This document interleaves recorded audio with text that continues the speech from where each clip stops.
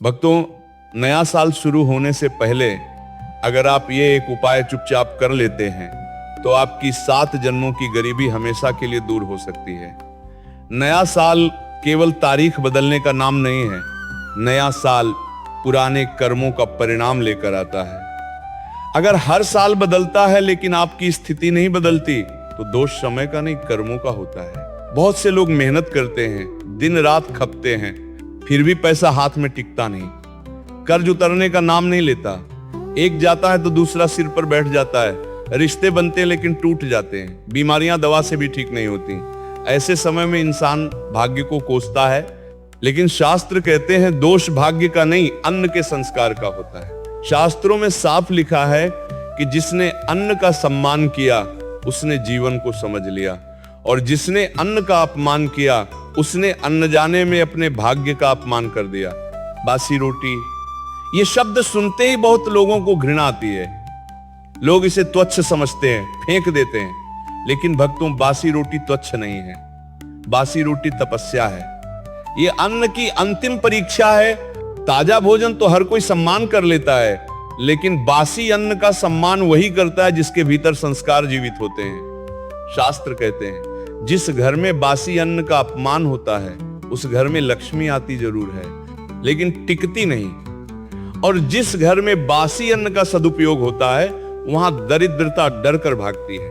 लेकिन ध्यान रखिए, ये कोई साधारण उपाय नहीं है। इसे खेल की तरह नहीं करना है। इसके कठोर नियम हैं। पहला, ये उपाय गुप्त रहेगा। दूसरा, इसे हंसी मजाक में नहीं करेंगे।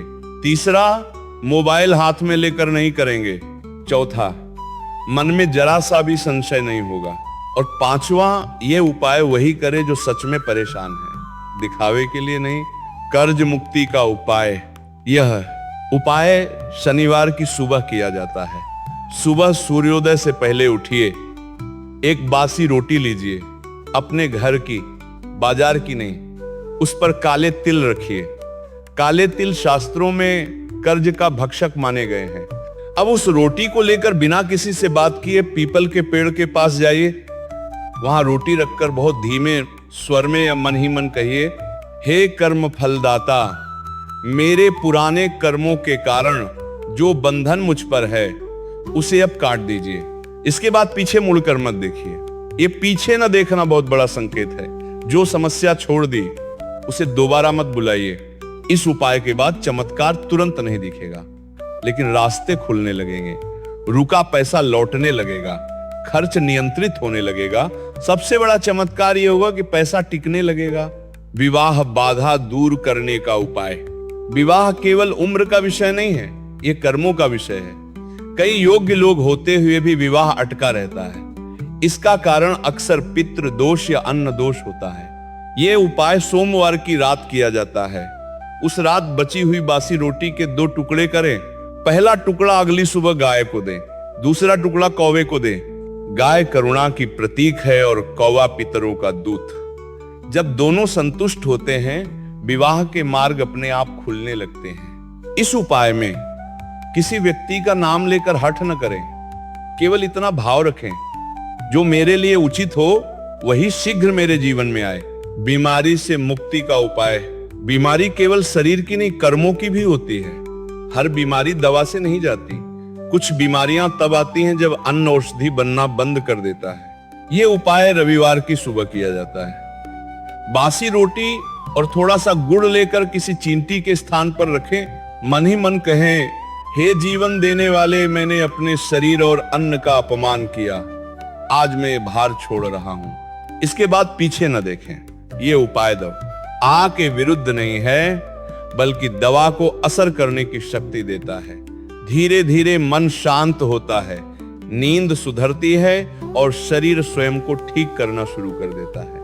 नए साल 2026 के लिए विशेष संकल्प। नए साल से एक रात पहले बची हुई बासी रोटी लें, उस पर थोड़ा गुड़, कुछ चावल के दाने और एक तिल रखें। आंखें बंद कर कहें, मैं पुराने वर्ष को सम्मान के साथ विदा करता हूं और नए साल में हल्के मन से प्रवेश करना चाहता हूं। अगली सुबह सूर्योदय से पहले यह रोटी किसी पशु पक्षी को खिला दें। पीछे न देखें। इसका फल यह होगा कि 2026 परफेक्ट नहीं, लेकिन संभालने लायक होगा। धन आएगा, स्वास्थ्य साथ देगा, रिश्ते टिकेंगे और मन मजबूत रहेगा। अंतिम सत्य, ये उपाय उस व्यक्ति के लिए नहीं है जो बिना मेहनत के धन चाहता है।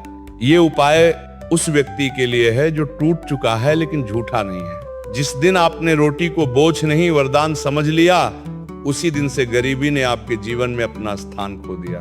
अगर ये बात आपके भीतर उतर गई तो समझ लीजिए अब अभाव नहीं, अब अपारता की बारी है।